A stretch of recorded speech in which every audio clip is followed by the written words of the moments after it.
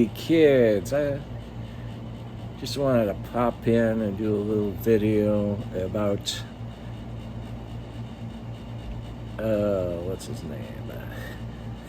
Brian De Palma's the first Brian De Palma film that I have ever seen.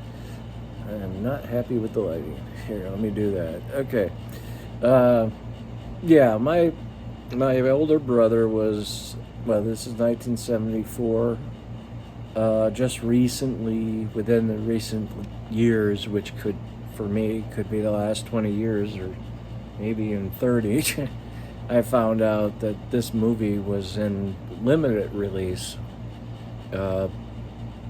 It's one of those movies that is quirky and the studio isn't sure about it. Apparently it bombed because of this. But my brother was a teenager in the rock and roll, of course. I mean, that to me, the culture of the 70s, which is where I come from, is, rock.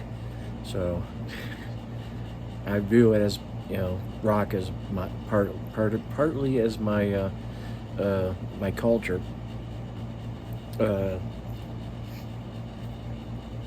American culture. But yeah, my brother, I love movies. I almost went weekly. I still almost would go weekly. Haven't really stopped with that habit.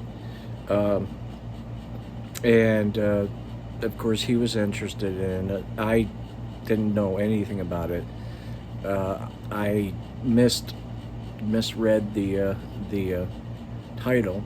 Phantom of Paradise is what I thought it was, and I could not imagine what that a movie called that Phantom of Paradise would be.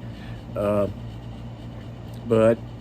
yeah, I figured I was tagging along. I'm not really sure if he cared if I was there or not. It was just him and I, so yeah, it made sense of not so he didn't have to go along or alone. That same thing happened when we went to see Tommy, the Who musical. Well, the movie starts, and since by that time I had seen the Hammer version of Phantom of the Opera, and I recognized it as, of course, a Phantom of the Opera as a rock version of Phantom of the Opera.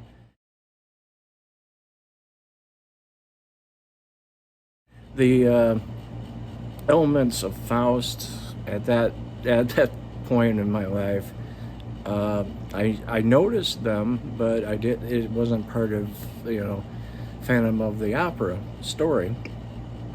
Of course, in more recent years, it was pointed out that there's elements of Faust. I'm not a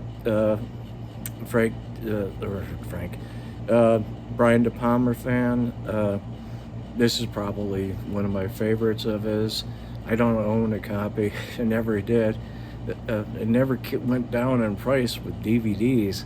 I was waiting for it to happen. But anyway, can you imagine this type of movie?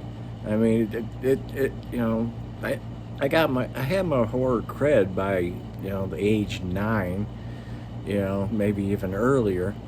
Been watching horror films on TV all the time. Like I said, I was aware of Hammer's Phantom of the Opera, and this is this is something that drives me nuts too. Nowadays, a Pixar movie is a PG rated movie. It's a G-rated movie if it was released in the 70s. This is a PG-rated movie. This is a real PG-rated movie. We don't have any real PG-rated movies. Of course, I don't know, by the 80s and PG-13, it might have been pushed up to there. But that's my point, PG-13 was never, ever needed. I don't know. I need to make a video about that because I was there during the time of, horror and Fangoria, doing battles with the MPAA. It's a niche. It's interesting, the 80s might have been gorier, but I mean R-rated gore. There's at least suggestions of sex.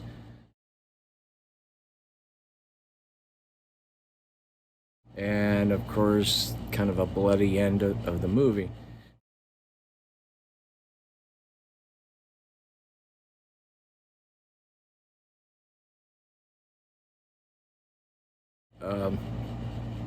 I had found a book that, the 70s had a ton of adaptations, even for a small, low budget studio movie like this, or even independent, because Halloween had one. I read The Fog, but getting back to this, I bought it, or my mom bought it for me at a used bookstore in Royal Oak, Michigan, which sadly is no longer. I mean, that was like 50 years ago. But I never read it. I had the Planet of the Apes from the same bookstore, but I ended up never reading that until I think my 30s. And it was a different copy of it, but it was still the same tie-in with the movie. Well, one of the things about the movie, my favorite is the character Beef.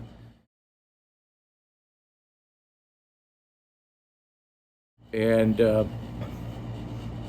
that actor, Garrett Graham, ever since barely anybody saw it when it first was released, but he's forever Beef to me.